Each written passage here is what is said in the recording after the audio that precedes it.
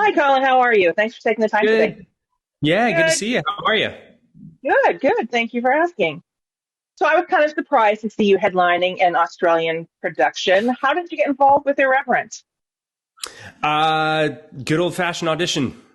And I was, thrilled to be able to. I loved the script when I first read it, and I was so thrilled that they asked me to come and, go over to Australia. And what an opportunity! I mean, my family and I got to travel to Australia for 7 months and enjoy some parts of Australia that I maybe wouldn't have ever gotten to otherwise. And to be able to shoot such a wonderful show and, playing a part that was so, I mean, it was everything to me. I loved it. It was, and got to meet so many wonderful people, and our cast and crew was so amazing. And the whole experience was just it's fantastic.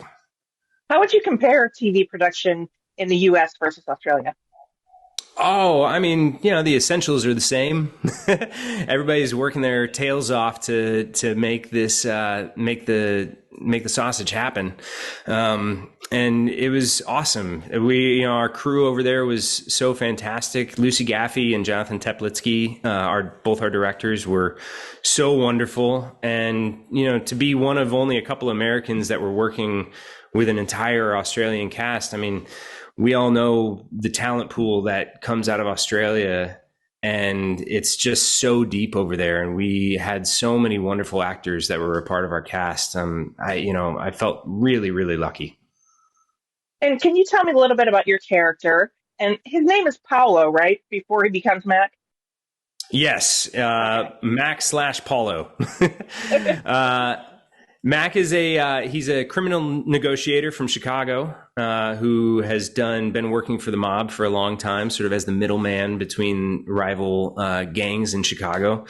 He gets into a little bit of trouble, and which forces him to go on the run to Australia. And I mean, he's if I could put it one way, Mac is everything he needs to be to everybody that he meets, if that makes sense. Absolutely.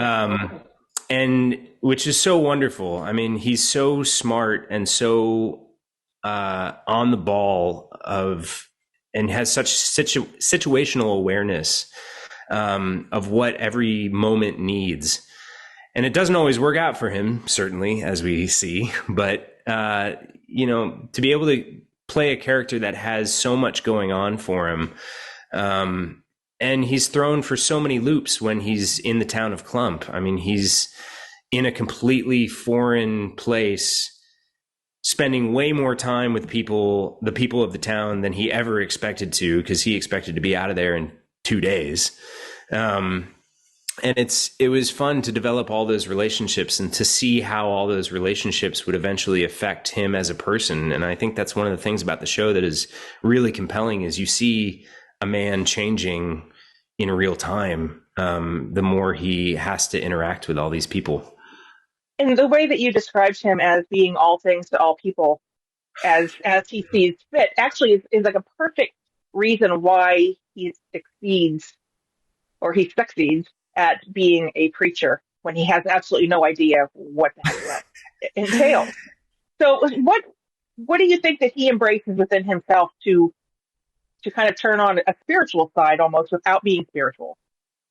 Yeah, well, I mean, I think a lot of the credit of that goes to Patty McRae, because the way that he wrote the show, and especially the take the sermons that Mac has to give, it all really talks in terms of universal truths as opposed to spiritual truths, as Mac sees it. And it was great to be able to develop that kind of language with Patty and for Mac. My own beliefs aside, or Mac's beliefs aside, it was more of a speaking to the human nature of it all, as opposed to in specifics to God and Jesus and all of that. The rest of the town can do that. It was the way that Mac found his way into everything was to make it more of a human connection. And I think that's one of the great themes of our show is, we start we take great looks at what community actually means and what redemption for human self means, and what kind of growth can we get the more that we focus on relationships and actual human interaction. I have to bring up the fact that there's a point where Mac is reading on the pulpit and he has a breakfast menu in there. Is that difficult as an actor to kind of use those two things? I mean, I'm not a religious person, but I know enough to know that trying to stick, eggs and fresh and strange words in the conversation must have just been fun.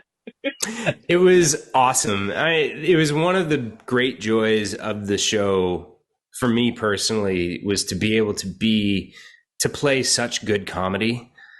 And, they gave me such great material to work with. And the moment that you're talking about was so great. I had just finished reading this litany of baguettes and baguettes and baguettes and baguettes and baguettes.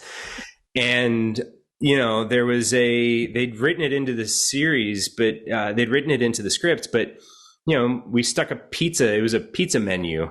That's what it was. Yeah. In the middle of the thing. And I opened it up and I just kind of went for it. And it was so great. And, it's a lot of credit to Patty, and it's also so much credit to Jonathan Teplitsky and Lucy Gaffey, our directors, that they really let all of us, and me in particular, have so much fun with this and take chances and riff on things. And, there's always a discussion going on. And I had such a great time figuring out who this guy was and trying to take him to the limits of what was real and truthful, and having so much fun with that. And, he is learning a lot about himself. And even as a viewer, you're kind of realizing how you can interact differently within your community, given your limited understanding of everyone around you. How has playing him changed how you're going to live going forward? That's a great question. I love it. I think there's certainly a big lesson to learn about being open to what is outside of your, limited sphere of your limited scope of what you already know and what you're already comfortable with.